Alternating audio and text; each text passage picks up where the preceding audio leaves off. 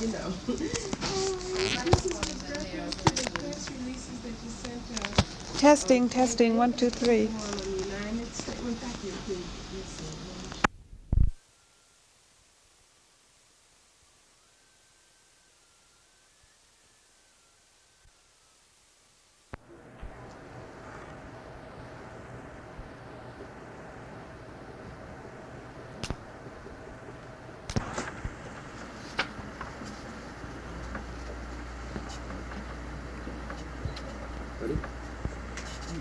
Where's Mayor Ryan? Mayor Ryan? Okay. Tom, good to see you. Jack Perry? Okay. And Tom Fry? Tom with a back, I think. All right. We ready?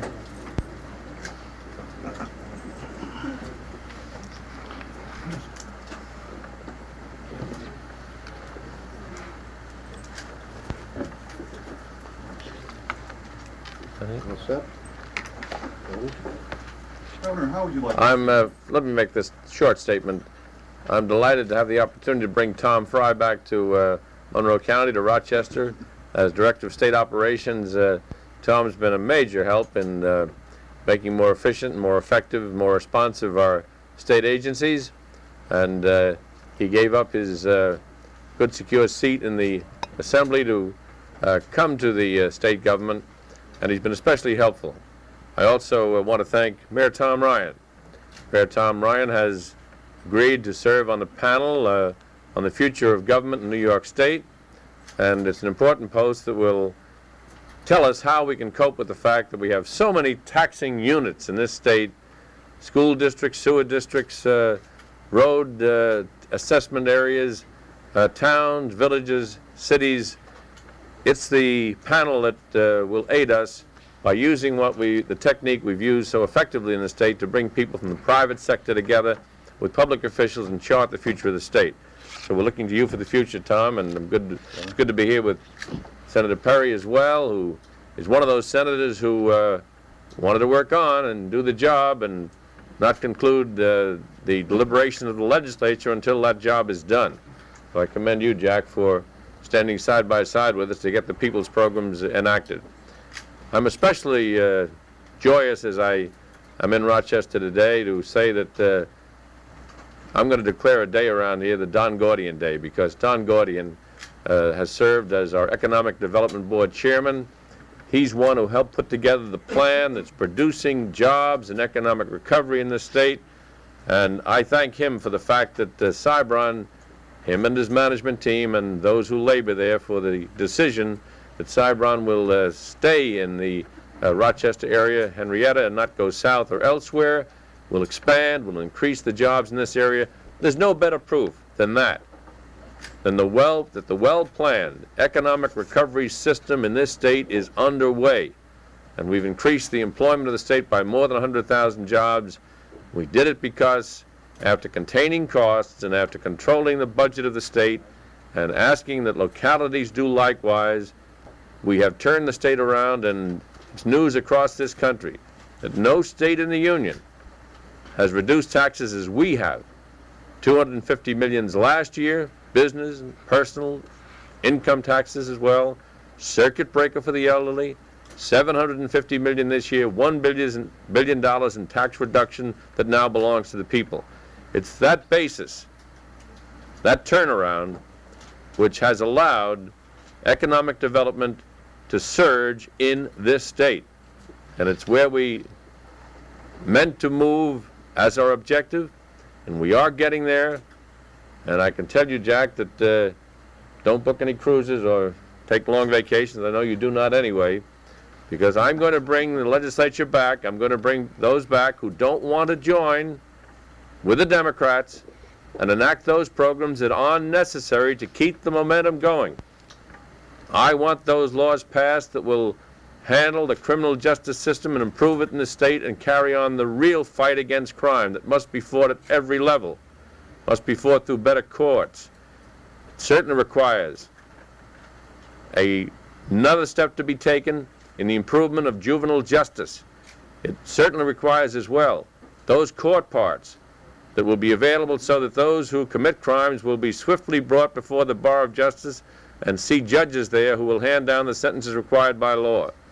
It requires a commitment that we will pass the laws that will contain rapes, muggings, burglaries, arson, all of the crimes that are not covered by something called the death penalty. I want the life sentence without parole bill enacted, so those who commit capital crimes will be put away for life and never return to the streets of our society. Major things must be done. That's the work of government. And one of the reasons that I want the legislature back, and it will come back, is that we must attend to the matters in education and local aid that are being stalled in the legislature right now. For $24 million that belong to the programs for handicapped children, the programs in the budget, they're fighting over the formula because they want to covet the money for some areas that do not have the high incidence of handicapped children that others do. We want a straight line formula that works to get the money where the children have the needs. These are the matters that will be addressed in the sessions that will be coming up. And we're not going to leave local governments out there wondering where the money's coming from as they try to write their budgets, economy budgets, austerity budgets. There are monies in there that are required by localities because road monies are needed to continue the road improvement program. It's been a major factor in reducing unemployment in this state. We have now in the works and on the roads $2.3 billion worth of money that we were able to attract from the federal government because the state did its own job of increasing state aid so localities would not be burdened with the 30% cost of road improvements that must be made.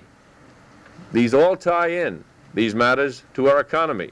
Because if you don't have the access roads and you don't have the roads to handle the intake of raw materials and the shipment of products, you're not in the business world and you're not able to attract. Today, I'm going to two places that are very important as far as our human resources are concerned and our economy. I'm going to Strong Hospital because it's one of the great centers for medicine anywhere in our country.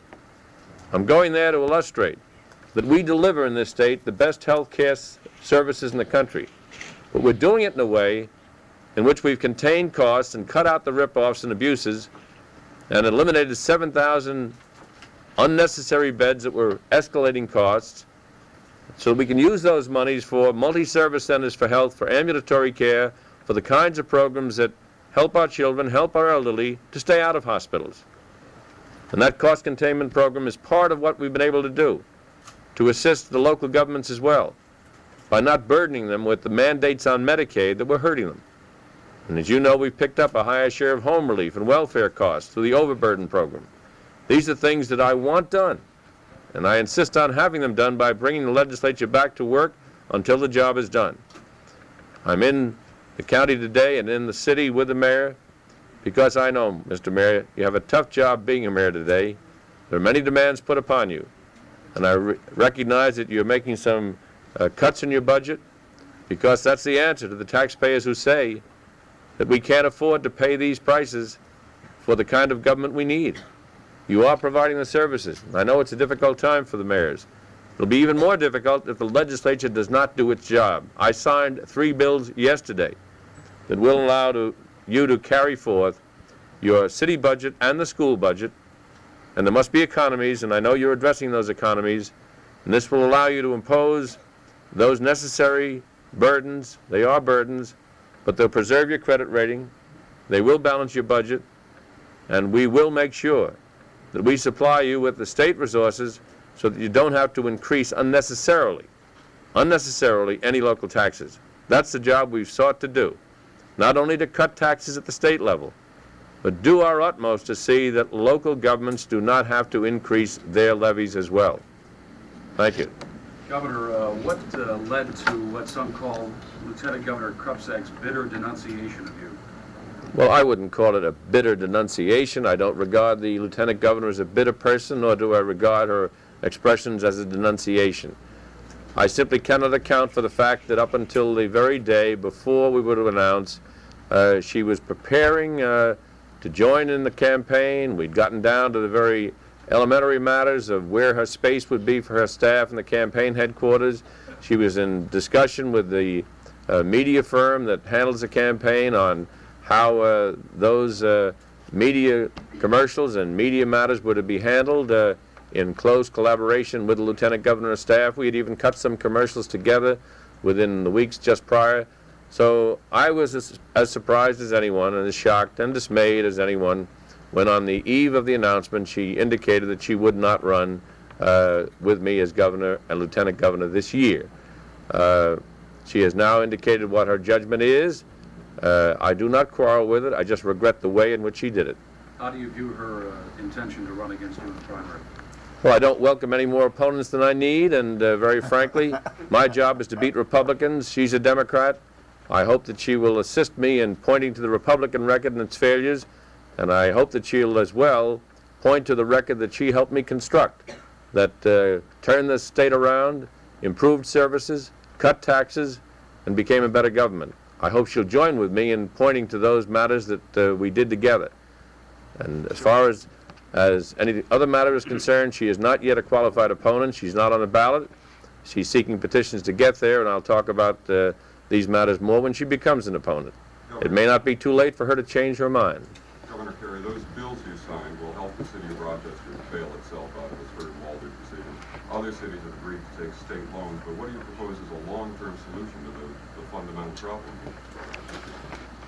This fundamental problem should be addressed as we now have to cope with the Smith decision, which has been handed down in the Levittown case, and one of the many cases that have been brought to, frankly, call attention to the constitutional imperfection of the formulas that have been used for education. I made an announcement with Chancellor Black, Ted Black, of the Board of Regents, and with Gordon Ambach, the Commissioner of Education, and I've called for the formation of a team. I want it to be a bipartisan team. I want it to include employers in our state because they have a stake in education. I want it to include the leaders of labor because they have a stake in the system of education, for the teachers and for the employees who must be educated. I want it to include, of course, the Educational Conference Board because that comprises parents and others and many of the people who are involved in educational judgments which must be made. I wanted to include as well the representatives of the non-public as well as the public schools.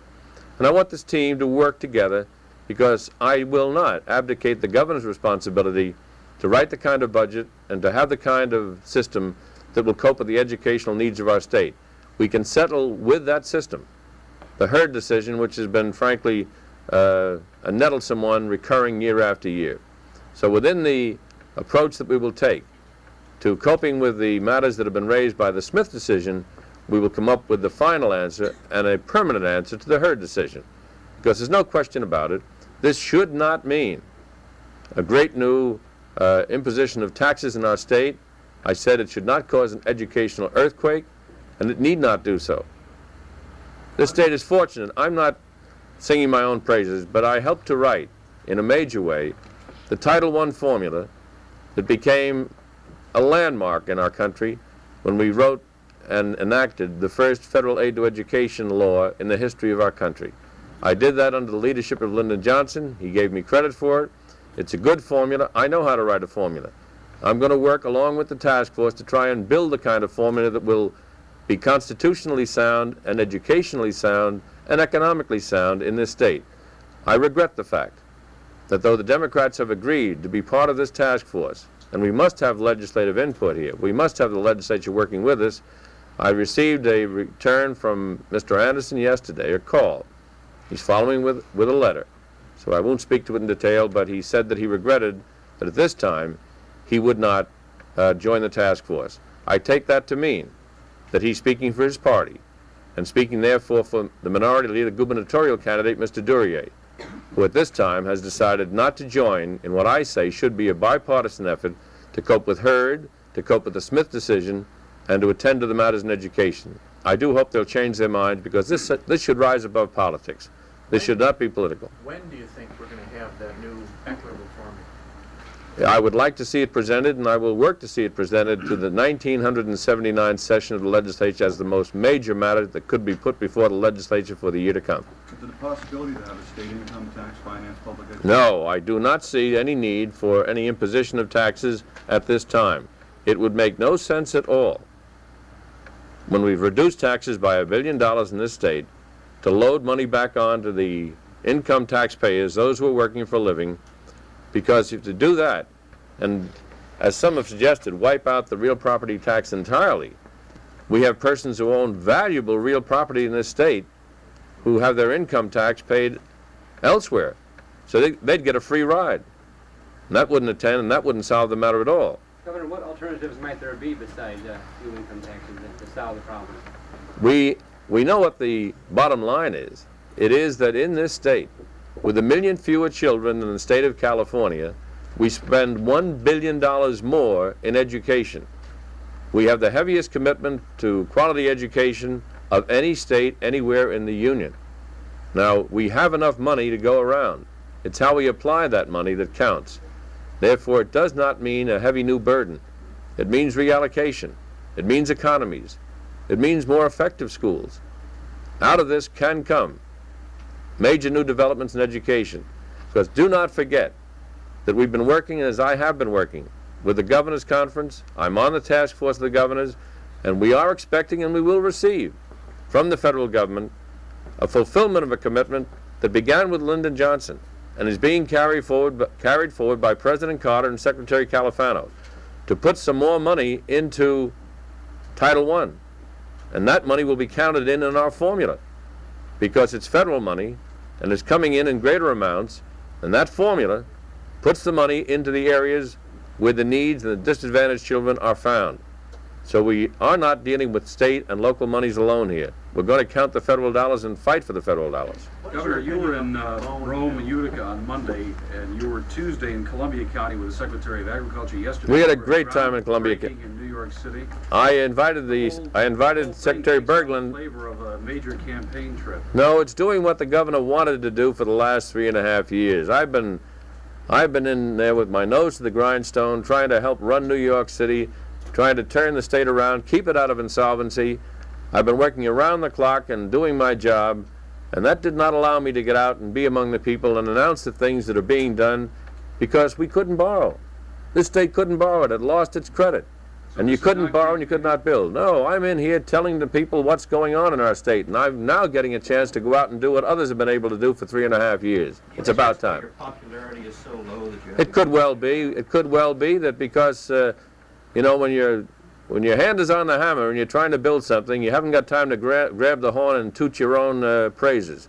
Now I'm not dropping the hammer, but I got the hammer in one hand and the horn in the other, and people are going to hear what's been going on. It's about time they found out what the record is in this state. I'll just take the Cyber example. Ask Don Gordian what kind of a governor I've been and how I've been responding to the needs for jobs. I formed that Economic Development Board. I write those budgets with the help of our experts. I do it myself, and I've had to do it because these are complex issues with which I've been able to deal. Senator Proxmire is my best advocate. Even though he was turned off and against New York City and saw waste and inefficiency, he said the governor is tough to deal with because it makes it very hard for us to go home and explain to people why we can't cut taxes the way New York cut taxes. What's your opinion of a bill that would give Rochester the loan money it didn't take if the other loans that are being made are forgiven?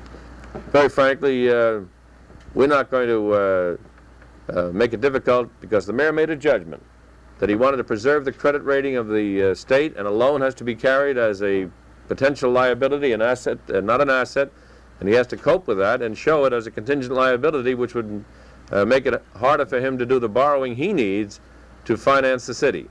And he's a very brilliant mayor in that regard, and I know, Mr. Haney, your controller, is one of the most effective fiscal experts in the state. I've long had a desire to kind of take him away from you, but I know he's needed in Rochester. Would you support the bill to grant Rochester the loan money it's not taking if the other loans that are being made are forgiven? If I'm the governor in 1979, it becomes a question as to whether Rochester gets shortchanged because the mayor made a fiscally sound decision. I'll make sure that Rochester is not shortchanged. Governor Carey, do you think you can win the election with a basically downstate ticket? I don't have a ticket. Please be careful. Mr. Duryea picked his ticket with the help of those bosses down there named Joe Margiotta in Nassau County and Vince Albano in Manhattan. They picked that ticket. It's a dream ticket. Oh, it's a good-looking ticket. It's a pretty ticket. They made some errors. When they're looking for a good controller, they should have picked Alfredo Sleminski in Erie County, who was told the county executive that he has an unbalanced budget. And Alfredo Sleminski has been upheld by the state controller, Arthur Levitt. So they did make a few tickets. They went for looks, I guess. That was the idea. And it is a good-looking ticket, hand-picked.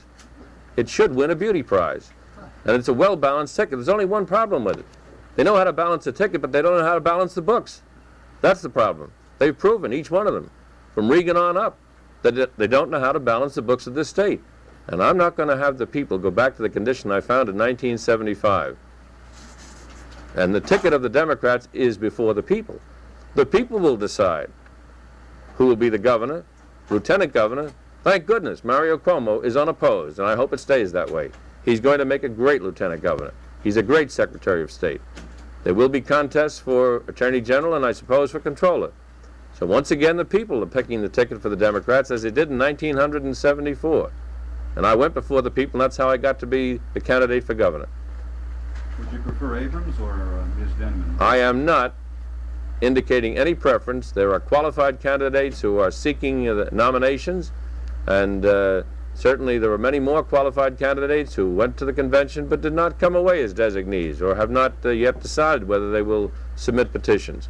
And thank goodness in the Democratic Party there are contests because people want to come forward and serve, and they're seeking the support of the people to get that in a primary. So one is the hand-picked ticket. It's great on looks but short on talent. Governor, you say you're not on a campaign trip now. Well, if you keep asking me political questions, I have to answer them, but I don't want to talk politics. Do you plan to campaign before the fall election? Do I? Do you plan to campaign? You ever seen me campaign in those gerrymandered districts in which I was thrust by the Republicans year after year? No, sir. I love to be out among the people. There's nothing better than giving me a target like a Republican and let me go at it. Because Harry Truman taught me a lesson. I fought under Harry Truman in uniform. I remembered when in 1948 he didn't have a prayer of a chance, but he went out and took on a great governor, Tom Dewey of this state. And when the election was returned, it was the greatest upset in almost national history. It drove the Literary Digest out of business. I remember that. And I remember as well that he had a tough time getting somebody to run with me. He had to select good old Alvin Barkley as the vice president because nobody wanted to be on the ticket with Harry Truman. And now he's counted as one of the 6 greatest presidents in the history of the country. Now, I don't expect that I'm going to be one of the greatest governors in the history of this state. I'm not going to be a great politician, that's for sure. But I was not elected to be the chief politician of this state. I was elected to be the chief executive. But when it comes to getting out among the people and telling the story, then I'm going to do what Alfred E. Smith did. I'm going to say, let's look at the record. And I'm going to run on my record, and I'm going to work day and night and around the clock. And my children are with me, and they know the record too, because they know how many hours their dad stayed up at night to write that record. And they're part of it. And we're going to be out as a family campaigning across this state. See me in sauerkraut country. I'll be there. My question, sir, is will you use the state airplane on those campaign trips? If we do, it'll be paid for. I just got finished paying because the tax commissioner, an old friend of mine, said that when my children were on the state plane and I was not on there, or some state official was not on there, I had to pay for my children's travel on the state plane. And I paid it under protest, but I paid it. I paid it because for me to fight it would take resources I don't have. I don't have the money to fight the case. I don't have the time or the lawyers to hire to fight the case, so I paid under protest.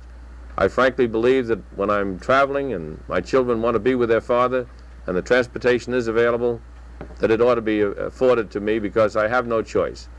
If I wanted to bring my children from different parts of the state where they are, by automobile, they'd never see me.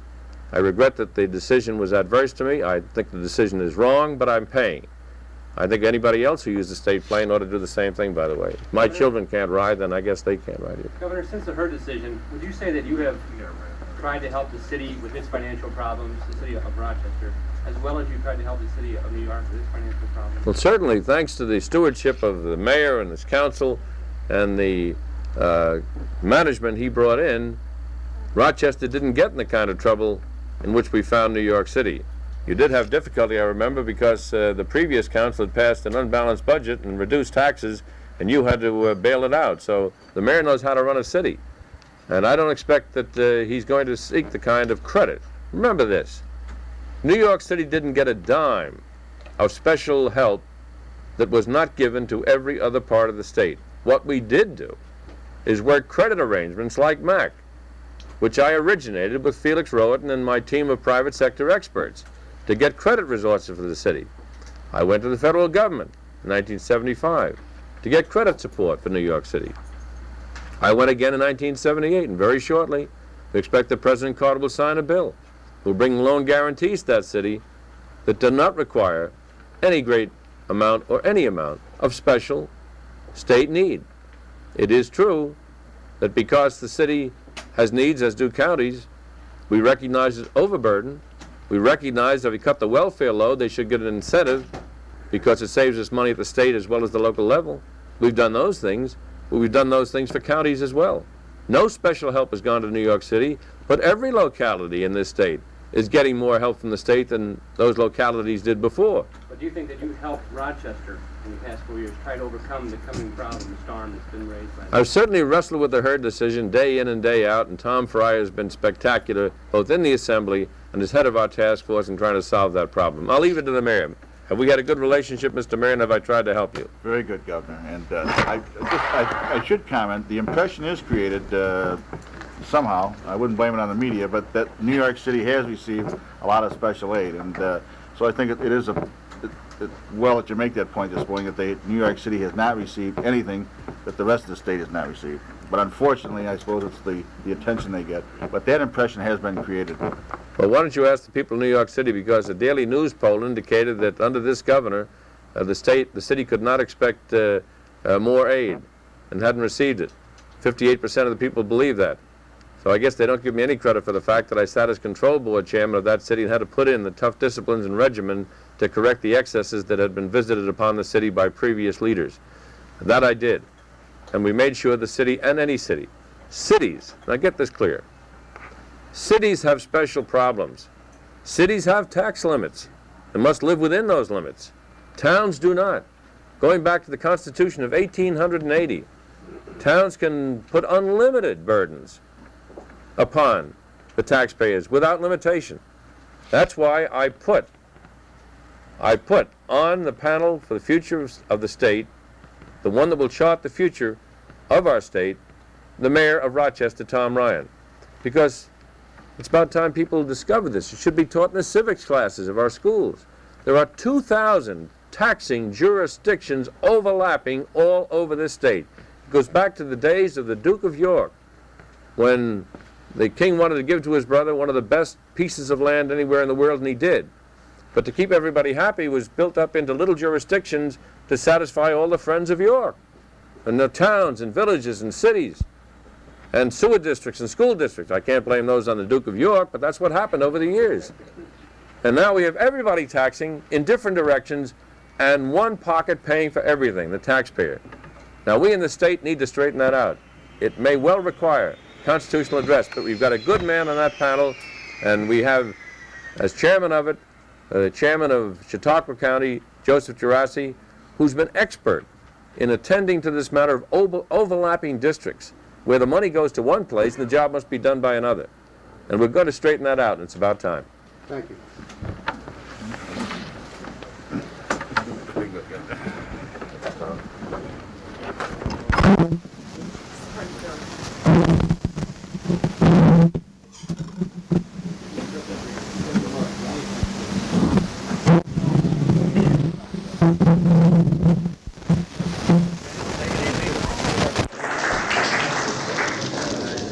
I want to start this going by thanking the governor and his party for spending some time with us in Rochester. We'd like to have him almost every day. He has spent a great deal of time in this community, and we're proud of Strong Memorial Hospital and the university's part in it, and we're proud of medical care in this community.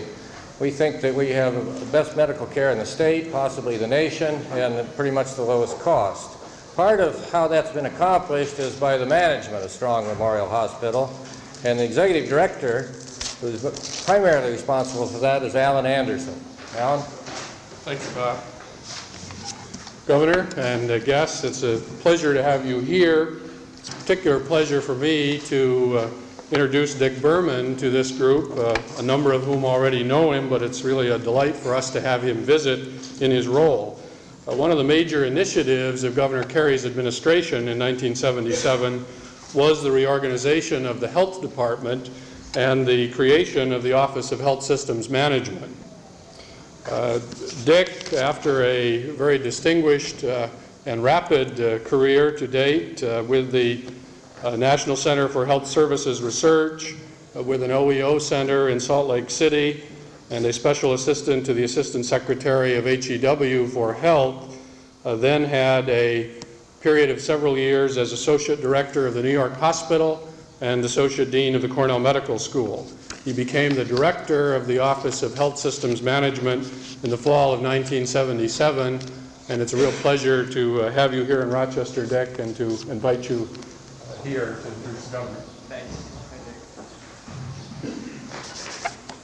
Thank you, President Sproul, Dr. Orbison, Mr. Anderson, Dr. Bartlett, Senator Perry.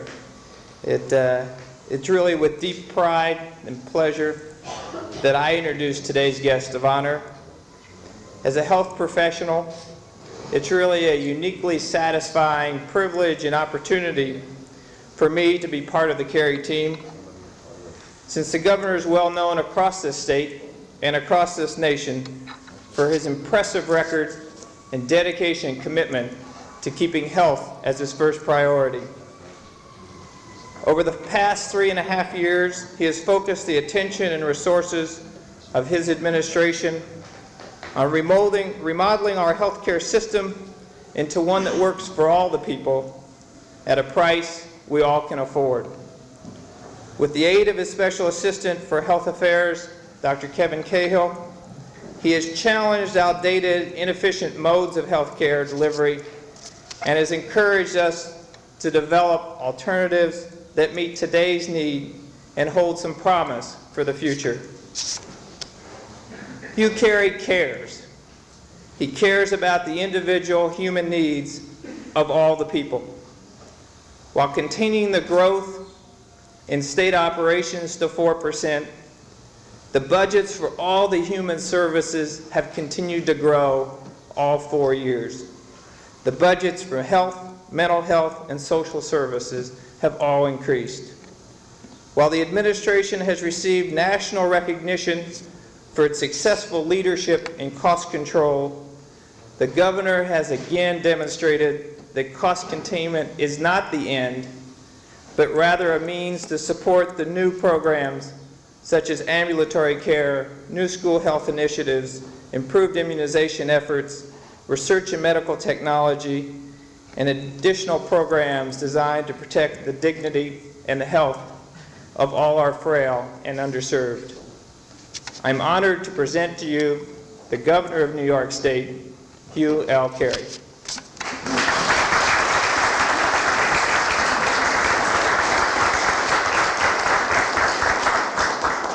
Thank you very much, Dick. It's delightful to be here in Rochester and to be with Bob Sproul and with Alan Anderson and Dr. Orbison. I have a standing custom now, which I hope will become agreed around the state when I have an opportunity to share my thoughts with you, and it is that it's a much more presentable podium when there are women here with men.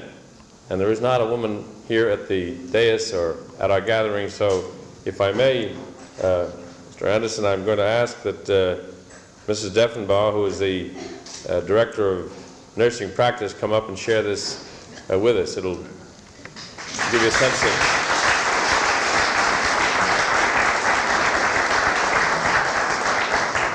And this is no kind of tokenism. This means if we think more about what women are doing in leadership, in medicine, and elsewhere, you'll remember, as I do, that we wouldn't have many of these programs if we hadn't had people like Mary Lasker, who has devoted her entire life to increasing the commitment of government to health research.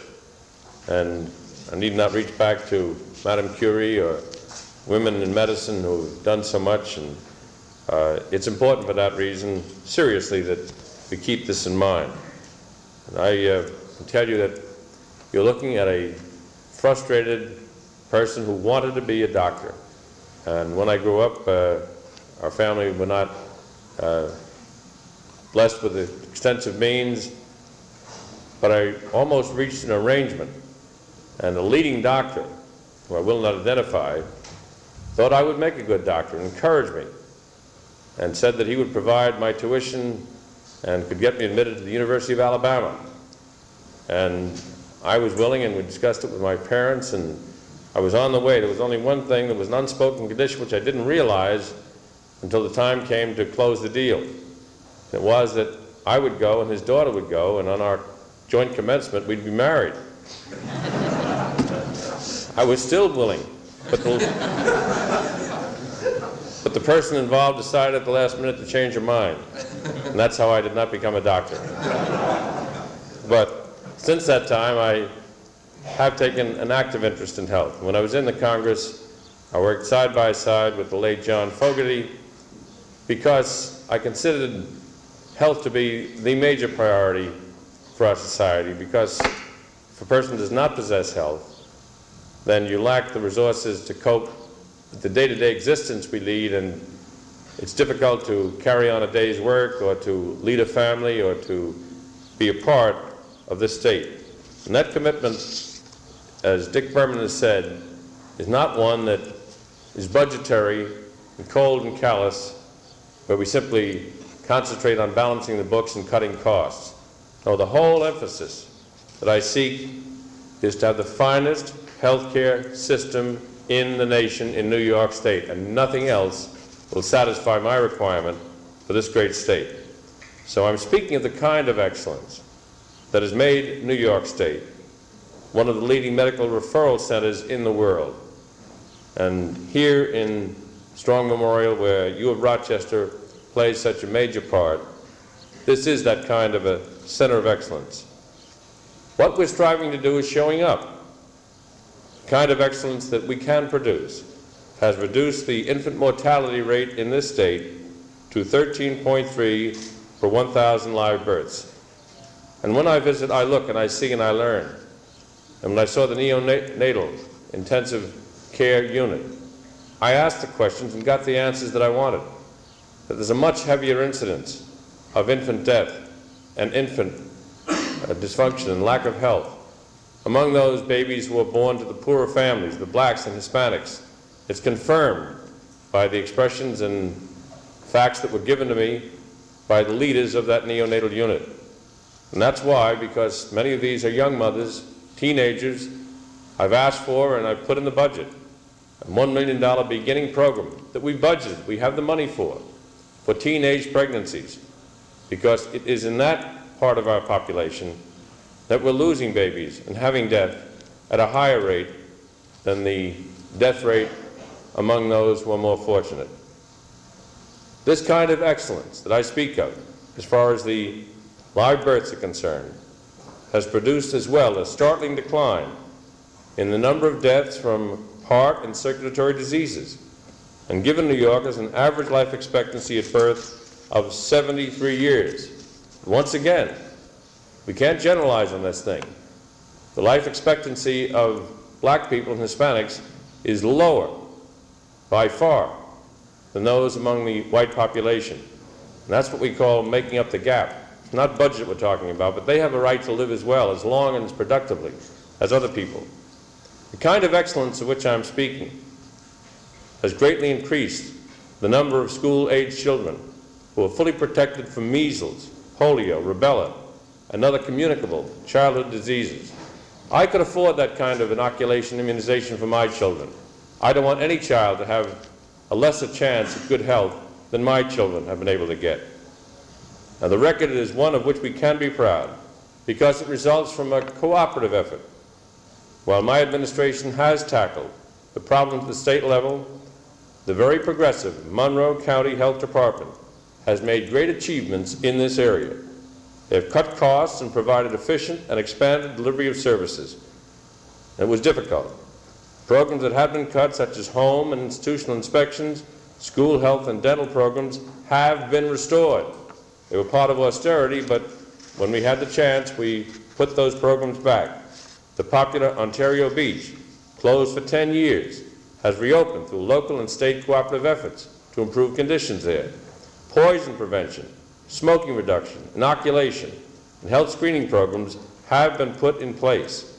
Rehabilitation services have been increased, and the state has contributed more than $12 million to health improvement efforts here since 1975.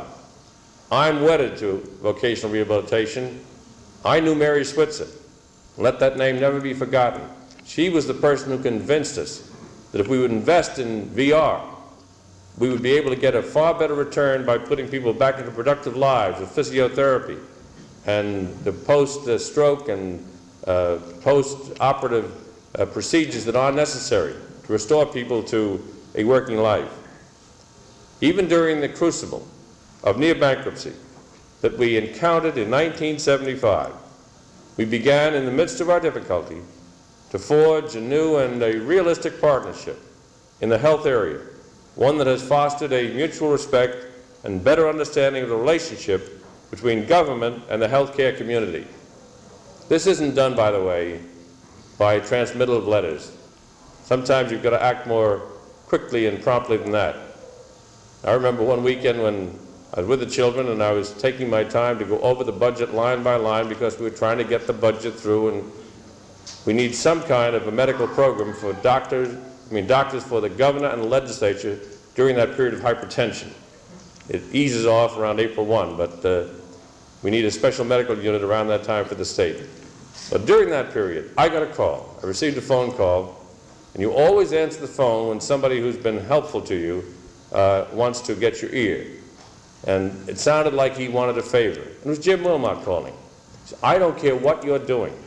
I don't care what you're doing in Albany and what is your preoccupation. You may have to get on a plane, and I'll send one for you to get up here to Rochester because we're in trouble, and Strong Memorial is an important place to this entire state, and this isn't a request. You've got to get into the act and straighten it out. And I took that phone call. And I found out who Bob Sproul was, and I found out who Ellen Anderson was, and I found out a lot about how you use clout to get government to work. And we resolved that condition, and it was done because, yes, someone used influence. That's a good way to use influence, to get the government to work and to straighten things out. So I'm telling that, and I hope Jim Wilmot won't mind, because it's a little story out of school, but it's how to get things done. Last year, the whole nation knows, and Joe Califano, our secretary, knows, that we reduced Medicaid expenditures without affecting the quality of care given to our needy citizens. We reduced the number of empty, unneeded hospital beds by some 7,000, enabling us to place new dollars and emphasis on outpatient care services for the poor.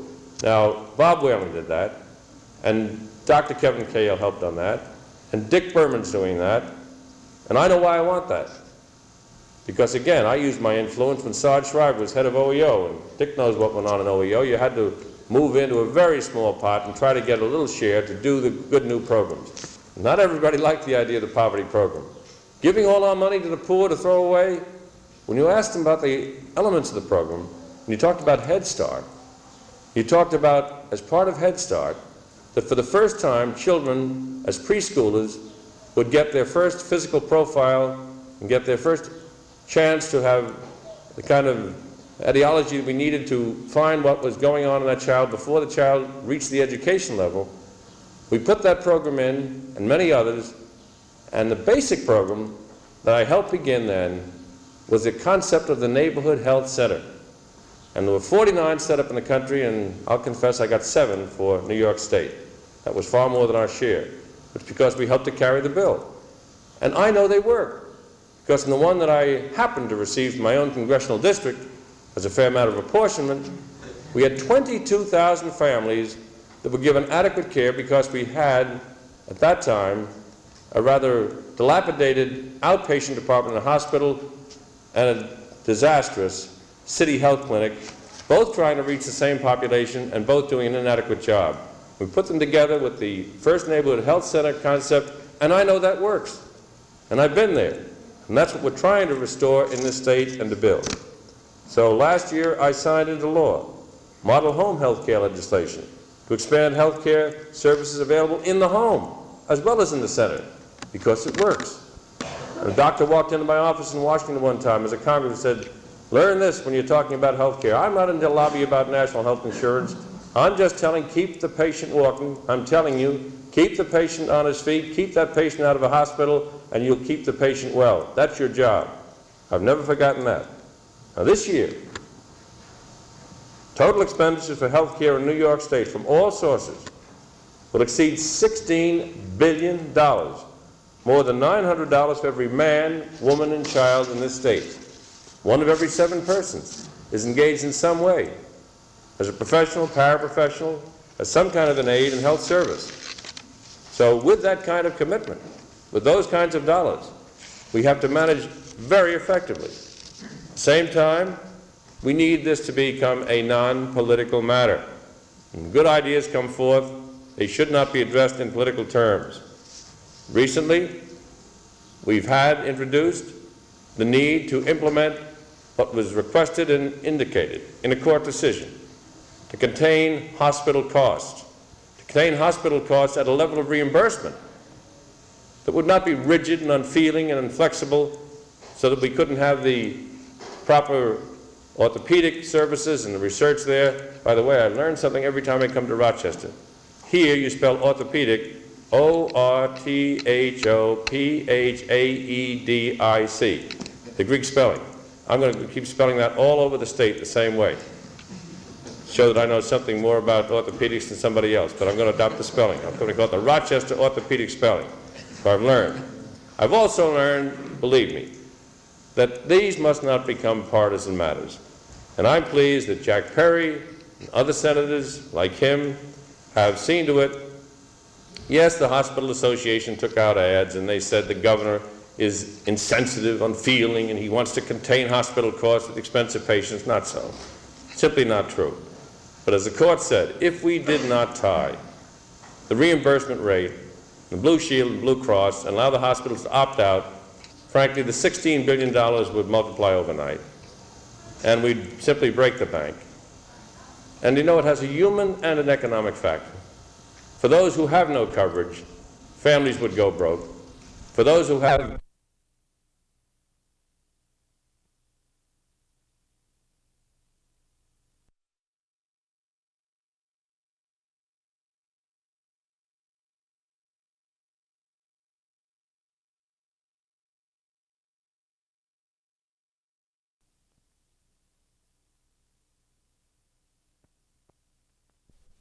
Good to see you. Yes, sir. Hello, John. What do you want us to get, Alex? Let me get over and say hello to my partner. Oh, Richard. John. Good to see you. Good to see you. Let me take. Let's come on forward. This is not a church service. No, you don't stand in the back.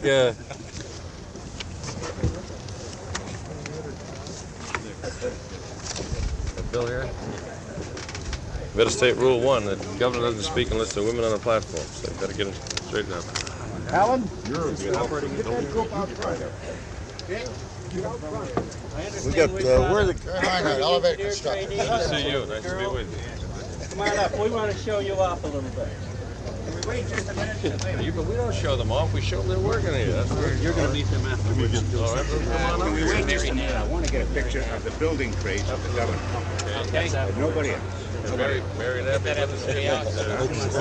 Alex wants to get a picture. Everybody go away. Okay, we take orders. Keep going on up, you become a super.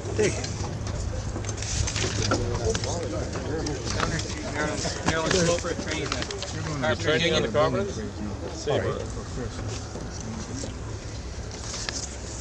This is more than just a groundbreaker that we're here for today. My name is Bill Hennessy, Commissioner of Transportation. But we're here to connect a bundle of projects all together, the outer loop and the expressway, $100 million worth of work.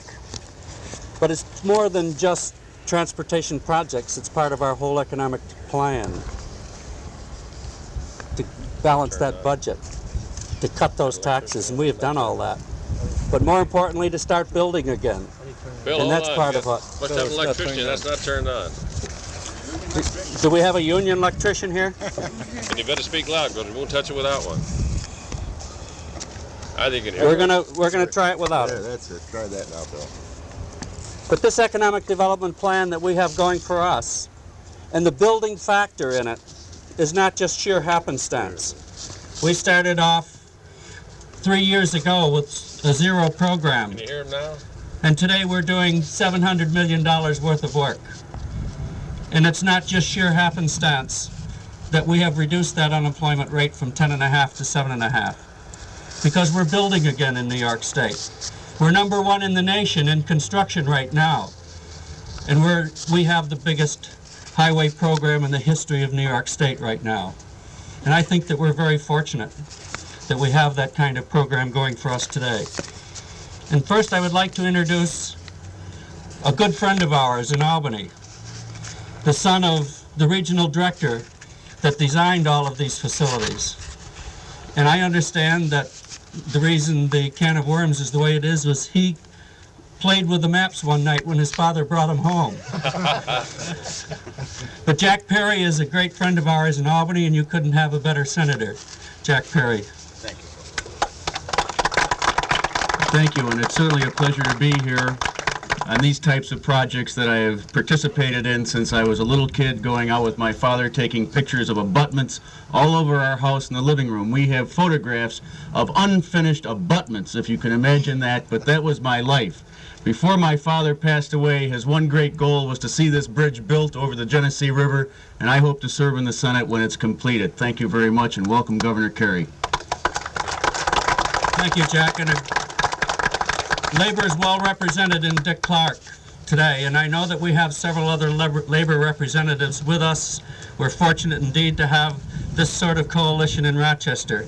Dick has worked with us in our budget role, in trying to get our whole economic development plan working. He's in Albany constantly harassing us for work. You couldn't be represented by a better guy, Dick Clark. Thank you, Bill. Governor Carey. I'd just like to make one comment, if I may, for the press and the TV. The question was asked earlier, were these men ordered here for this occasion? The answer is absolutely no. For had that been the case, due to the work that the governor and Bill Hennessy and Region 4 have gotten on the schedule and under construction, we could have 1,000 men here if they decided to shut those projects down for an hour and run everybody down there. I mean, this is just a small fraction, often one job, and we're happy as hell to see all of you here. And on behalf of the building trades, Chris Farrell would have loved to have been here, but business wouldn't permit it. And I just want to say, welcome, Governor, and thanks all of you for being here to listen to him. I'm not going to try to introduce all of the labor people, but I'd like to just name Joe Califano, Chris Jacobson, Joe Parlett, Bob Scott, which are all up here today, and to thank Neil Burnside, who helped me with the arrangements to a great extent. And now, ladies and gentlemen, it pleases me very much that the governor is out here to see the fruition of all of the work that he has done in Albany to make all these things happen. Governor Carey.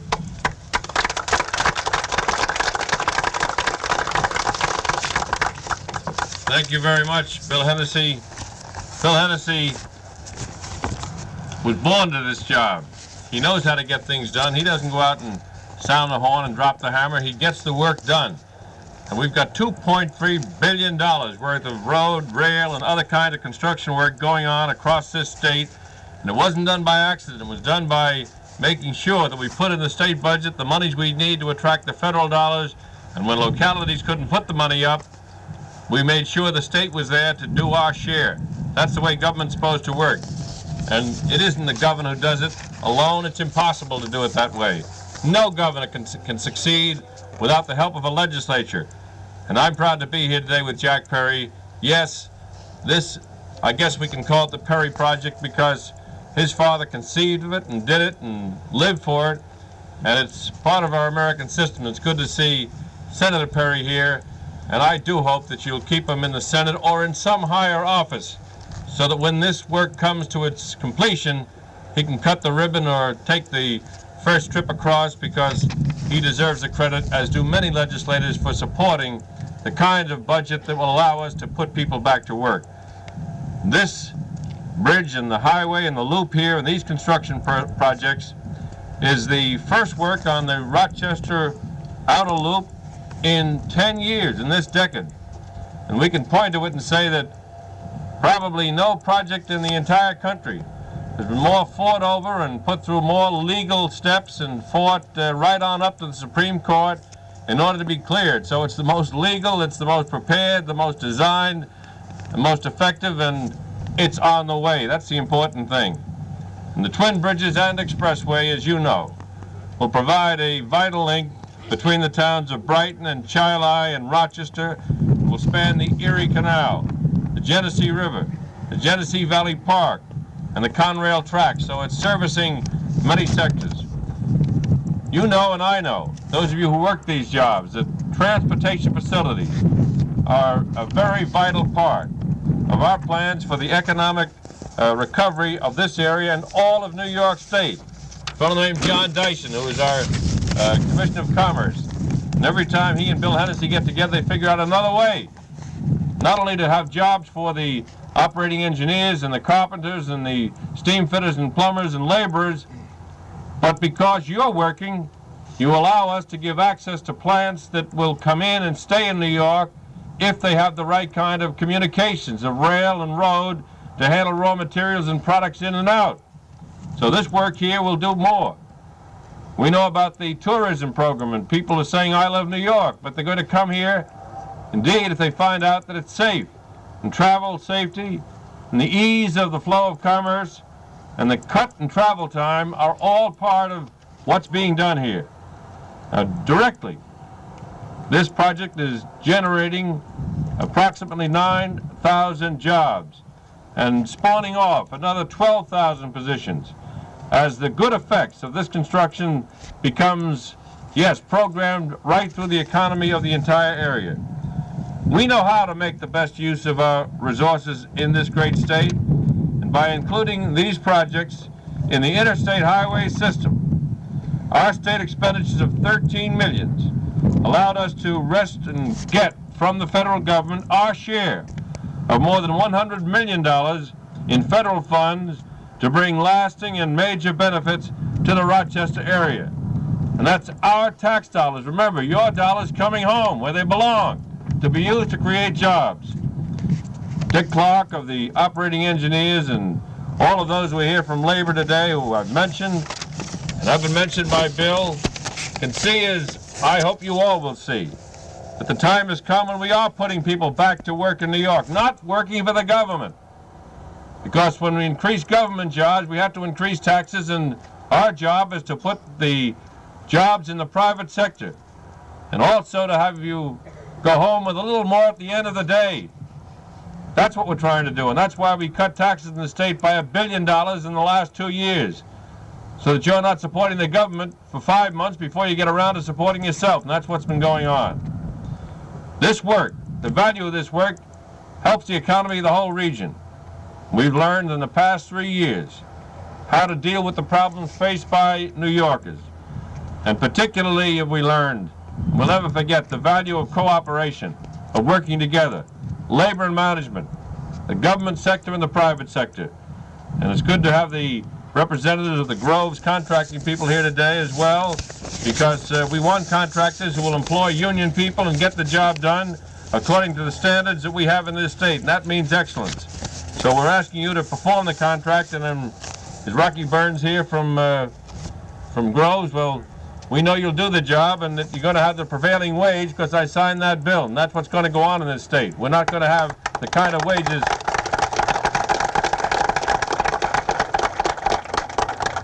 So it's all being put together by all of us. And this administration, while you're doing this, is making certain that we're improving other services in this state.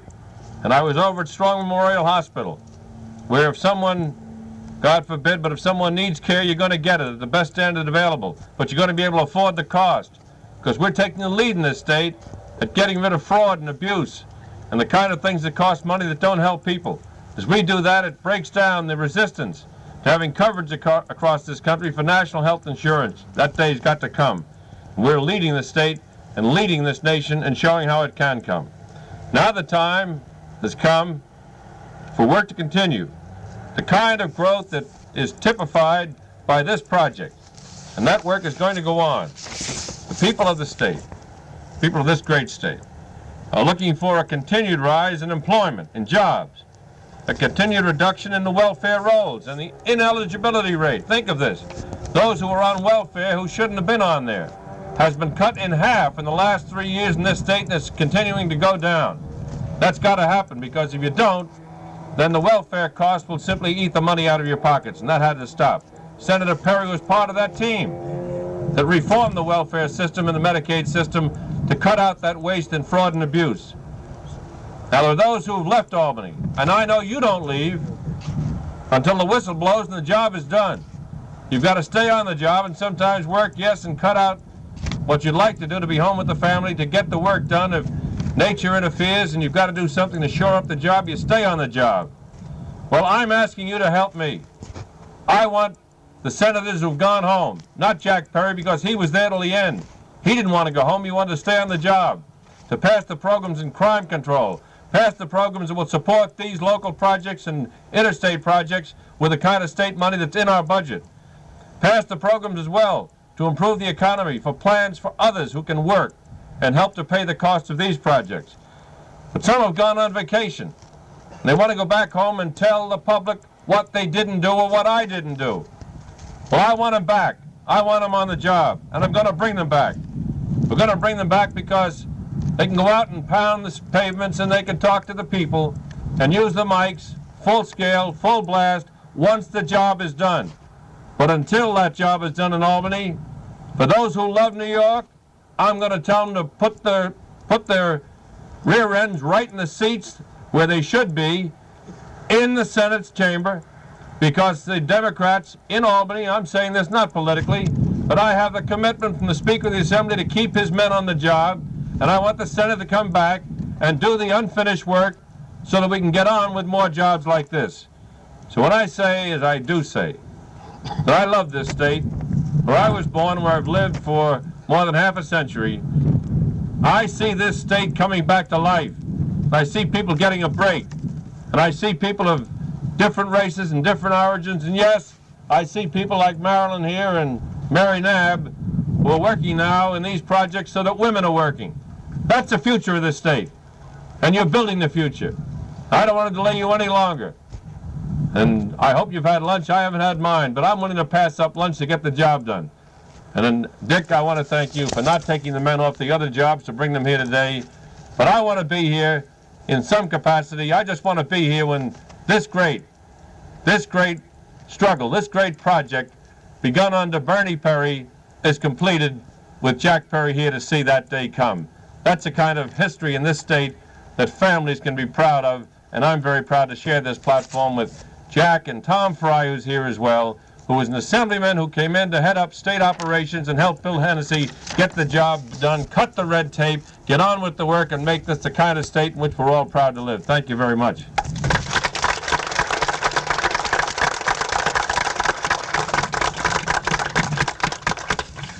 That, my good friends, is a governor that really means business.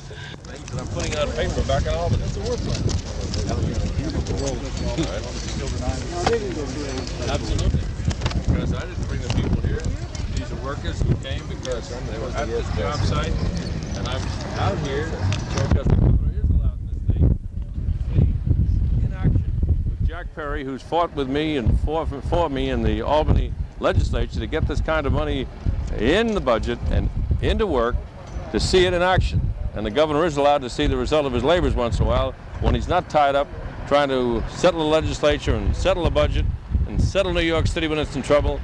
I'm out here as well because when I have a chance to do so, I want to see whether we're really producing for the people, and we are producing the people due to the cooperation that we see here between the state, the local government, federal government money coming in, and a fellow like Bill Hennessy, our Commissioner of Transportation, completing the work that was begun under Bernie Perry, Senator Perry's father, who really dreamed up and really worked for this project. So I'm here to pay my tribute to Bernie Perry's memory and to Jack Perry, the senator, as well. That's not politics, that's good government.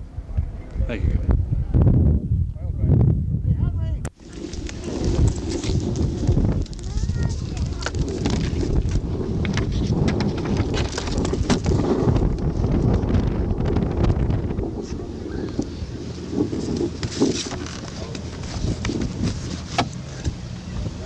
You don't get... We don't need this, it's not even working. Okay. You don't move on down close, you get a great breeze here, and shows you the governor has clout. They had us stuck under a shade tree out there and wanted us to talk about the opening of the Genesee River Fishing Access Site and show you how clout. I got them to move the podium over here so we get this breeze and take a look at the Genesee Access Site that will open up, we hope, the operations that'll take people fishing into Lake Ontario. And that's why we're here today, to show that we can get things done. There are those who have had a lot to do with this who I want to recognize. That's Ed Maxson of the Rochester Trout and Salmon Anglers, Jeff Swain of the Rochester Recreation Director, Mike Voiland, Sea Grant Specialist from Brockport. Brockport's very special because we're going to have the Olympics for the retarded at Brockport, and it's going to be one of the national events, and we're looking forward to seeing that at Brockport, and the college there is going to be the sponsor, so keep that in mind. That's part of our recreation program as well. Ken Creighton is here, the Monroe County Conservation Council and Outdoor Highlights, and Ken Rudin of the Monroe County Planning Department. I assume you're here, but if not, let me say this anyway, because this is the kind of thing that a governor is allowed to do once in a while when you can get away from Albany, because solving the problems of New York State has not been easy, and you get tied to your desk and tied to the budget books, and if you're not careful, you shut off the mic, and you can't even sound your own horn. But then we have a man nearby that puts it on again. But solving the problems of the state for the past several years has taken a lot of effort and cooperation by many people. We all know that a healthy body is essential for a sound mind and for the kind of growth that we need in this state so people can enjoy life, the good life. It's just as necessary for people to have recreation and an outlet like this as it is to have, yes, work and health and housing.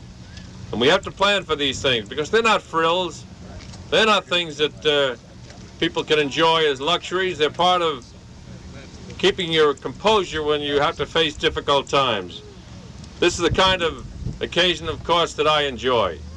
When I came here, I learned as well that there's Mr. Chapin. He's got a plan to try and develop what are now idle warehouses over here that are part of the old port development. And his plan, I believe, deserves the merit of study by the, well, not study, action. I'm not going to reach in and tell Mayor Ryan what to do or the council, but I'd certainly like to say that if this meets the approval of the authorities in the city of Rochester, and we can do it without cost to the city, as I believe we can, that I'm going to direct the Department of Parks and Recreation, the Department of Environmental and Conservation, that's Orrin Lehman, Peter Burley, and John Dyson, to get together and see if we can help get this on the road, because his plans would include space for docking of fishing craft and yachts and sailing and pleasure craft. And he has an idea for a restaurant that would give people nourishment and jobs and a look at these great waters. That kind of planning deserves encouragement. So I heard about it today, and we're going to see if we can't get something like that done.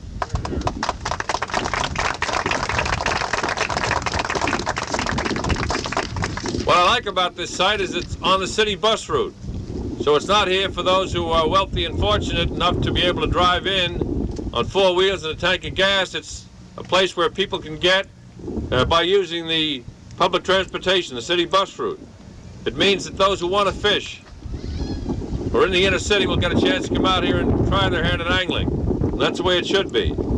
Under the jurisdiction of our Department of Environmental Conservation, Peter Burley, Commissioner, and of our local environmental leaders, the paving and the new guardrails that are put here will provide car top boat access, so a fellow with a 17-foot or a 14-foot can put that portable boat on top of the car and lash it down and get here and use it. enough space for 40 cars. The future development of the adjacent city property will allow construction of a small boat launch, so you can get the boat into the water safely and securely and comply with the boating requirements, and have an additional 30 parking spaces. That wasn't here before, but it will be here.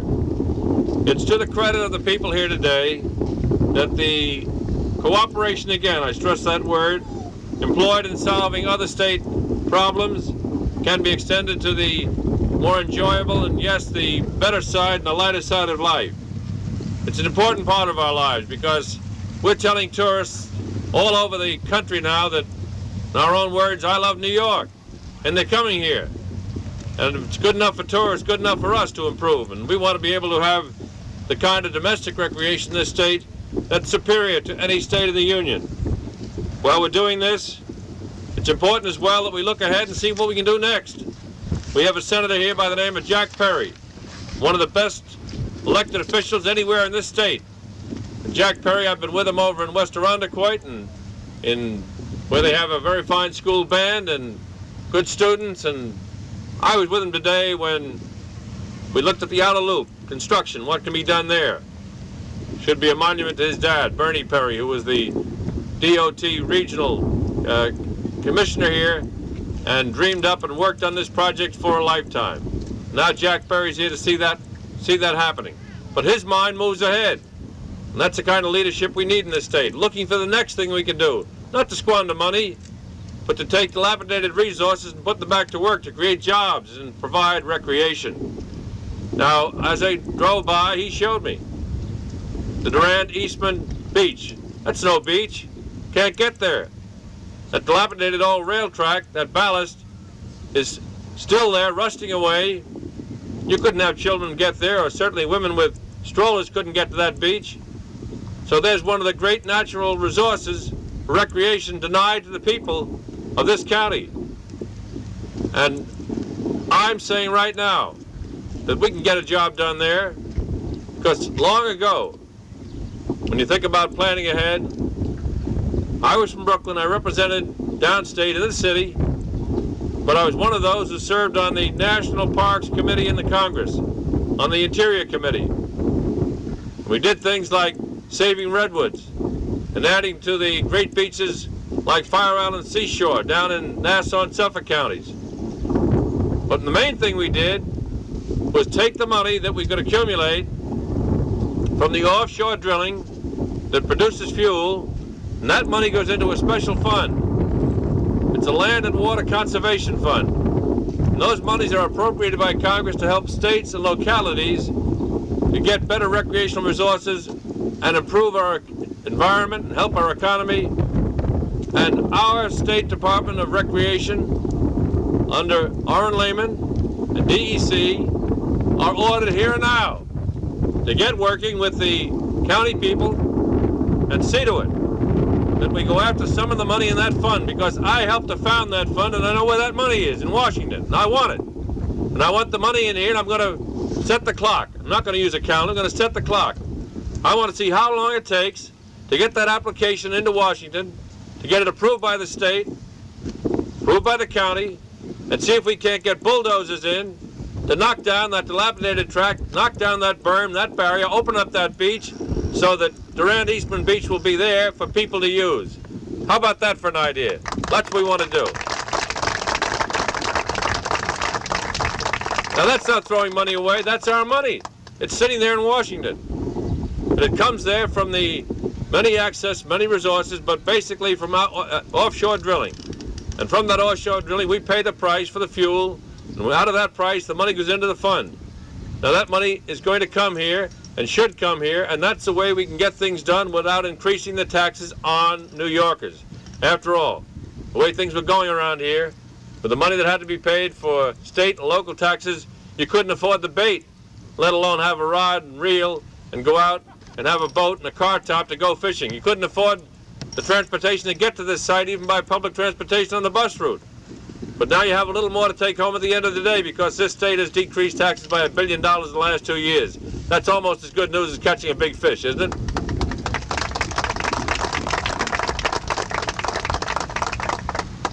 Well, I had the joy the other morning of seeing what this urban fishing program does. We stocked some fish, some bullheads that came from DEC, and they're put in Central Park Lake in New York City, just they'll be put in other lakes around the state. And as we're getting access to the fishing in this lake, it's to allow people who are in the inner city to have the enjoyment of those who lived in the countryside. And it's kind of funny to quote statistics about fish, without going like this, but 1 in 5 of the people who live in the countryside are able to get out and fish and enjoy that sport, which is a great sport.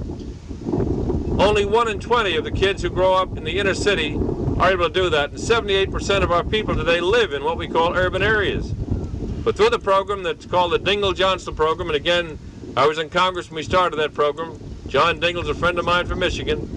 And John Dingell and Mr. Johnson put that program together. We used that money, federal money with little state money, to stock those lakes so kids can fish. And when we talk about kids, don't forget this. The first fish out of that new stock we put in that Central Park Lake and other parts of our state will have the same opportunity, was caught by a 73-year-old woman who'd never fished in her life before. What a thrill.